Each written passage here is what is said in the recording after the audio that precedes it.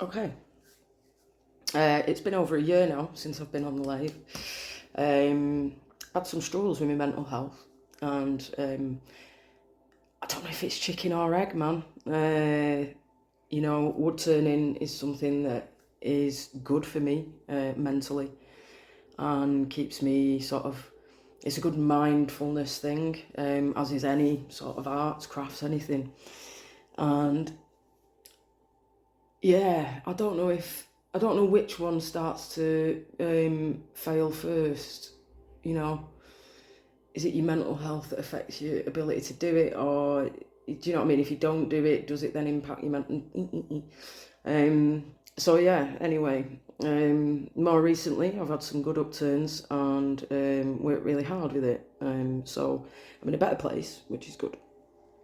So I went in the workshop the other day and I thought enough is enough. I've seen my lathe gather dust, rust, quite embarrassing really, and it upset me. So I've literally spent a whole day stripping it down, cleaning it properly, taking care of it, and it's funny because that's kind of been my journey with my mental health. It was absolutely rusted, knackered, fucked. Excuse the language, but it was fucking fucked. And through basically the past sort of 3-5 years, really, stripping it down into its constituent parts, cleaning it, and now putting it back together, making sure it's, got the right grease on it. Do you know what I mean? And it's funny how you can liken anything really to life. And yeah, so sorry, waffle. I honestly didn't think I'd get to this point, and there's a way to go, but it's a really good point to be at, and one I didn't think I'd be able to get to. So I don't know if anyone happens across this video and as a lot of us do, you're struggling. I hope, if anything, keep going. You can do it, you will do it, step by step, and it will pass. Anyway, what's the whole point? Anyway, so I'm going back on the lathe, and I've been asked to make a pendulum board by a lady who has been one of a few people who have been a great support to me over the past 3 years, and as such I wanted to make something a bit extra special to reflect that. And I've not used this wood before. It's London Plain. I'm looking forward to seeing how it turns. Appears quite a tight grain really, so hopefully I'll get a nice smooth finish off it. But yeah, that's the design that she's chosen, so that's what's going on it. Yeah, it's a little bit of a big moment, this, going back on there and doing this. So yeah, I don't like putting pressure on yourself. Anyway, let's get going with it. I'm really quite excited at how it in my mind it's going to turn out, and I love the process of kind of seeing if you can get what it looks like in your head out through your hands. And it's so frustrating sometimes when you can't, but I actually think I will at this point, and it's going to be a mixture of lathe work and hand carving, and depending on how much artistic license she lets me take with it, I'm hoping to put some copper leaf on. There's going to be some pyrography, and hopefully it's going to turn into a really special piece. and a one-off. So, anyway, I'm going to get this on the lathe and then we'll see where it goes, man.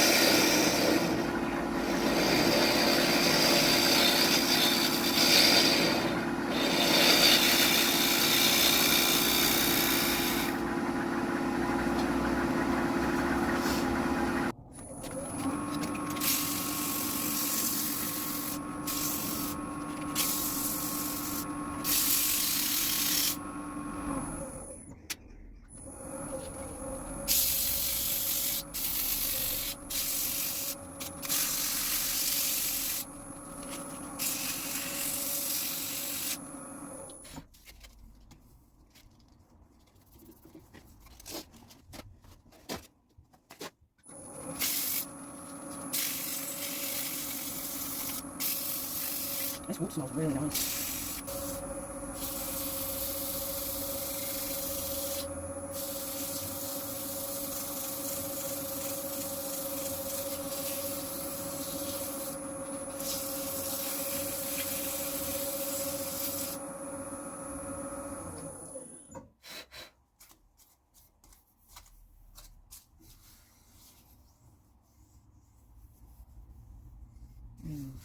Nice.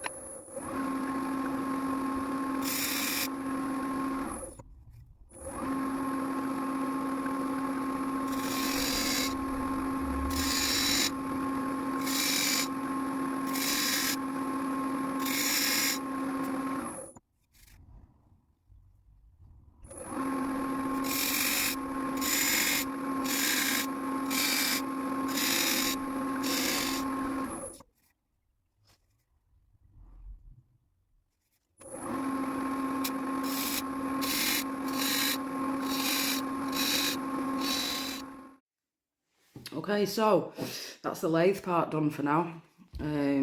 All the segments are in, as you'll have seen me do. I'm not carving that segment in because I want the pentagram when it's done to stand proud, or recessed, I'm not sure yet. We'll see. So yeah, the rest is going to be hand carving because it's obviously vertical lines into their segments, and then after that the lettering. It's quite stressful doing that because I want to make sure it's, you know, a really special piece, and confidence was quite low to start, which I could tell in the way my tooling technique and what have you.